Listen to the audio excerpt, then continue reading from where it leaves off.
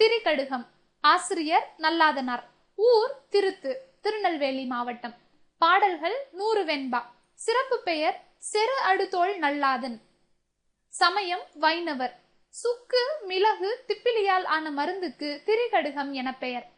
அதுபோன்று திரிகடுகம் பாடல்களில் உள்ள 3 அறக்கருத்துக்கள் கற்போரின் மனத்தில் உள்ள அறியாமையாகிய இருளை போக்கி குன்றின் மேலிட்ட விளக்காக திகழ்கிறது.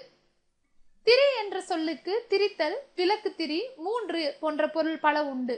சுக்கு, மிளகு, திப்பிலி இவை 3ம் உடல் நோயை போக்கும். செரு அடுதோள் நல்லாதன் என பாயிரம் குறிப்பிடுவதால் இவர் போர் வீரராக இருந்திருக்கலாம் என கருதப்படுகிறது.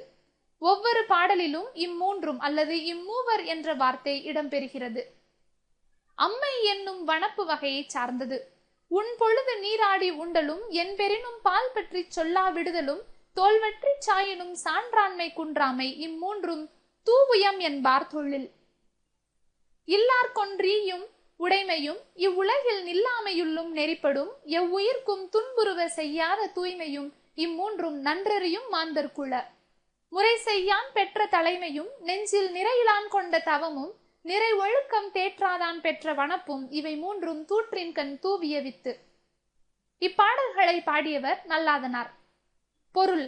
நெறி என்பதன் பொருள் வழி, தூது புதர், வித்து விதை, சாயினும் என்பதன் பொருள் அழியினும், வனப்பு என்பதன் பொருள் அழகு, ஈயும் என்பதன் பொருள் அளிக்கும், உன் பொழுது என்பதன் பொருள் உண்ணும் பொழுது, தூவுயம் என்பதன் பொருள் தூய்மை உடையோர், மாந்தர் என்பதன் பொருள் மக்கள், நிறை ஒழுக்கம் என்பதன் பொருள் மேலான ஒழுக்கம், தோற்றாதான் என்பதன் பொருள் கடைபிடிக்காதவன், பால் பற்றி என்பதன் பொருள் ஒரு பக்க சார்பு, அதாவது நடுநிலைமையிலிருந்து மாறுதல்.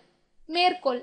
நெஞ்சம் அடங்குதல் வீடாகும், வேளாளன் என்பான் விருந்திருக்க உண்ணாதான், தாளாளன் என்பான் கடன்பட வாழாதான், நிறை நெஞ்சம் உடையானை நல்குரவு அஞ்சும், கொண்டான் குறிப்பறிவாள் பெண்டாட்டி, பிறர் தன்னை பேணுங்கால் நாணலும் பேணார் திறன் வேறு கூறிற் பொறையும், அறவினையை காராண்மை போல ஒழுகலும் இம்மூன்றும் ஊராண்மை என்னும் செருக்கு.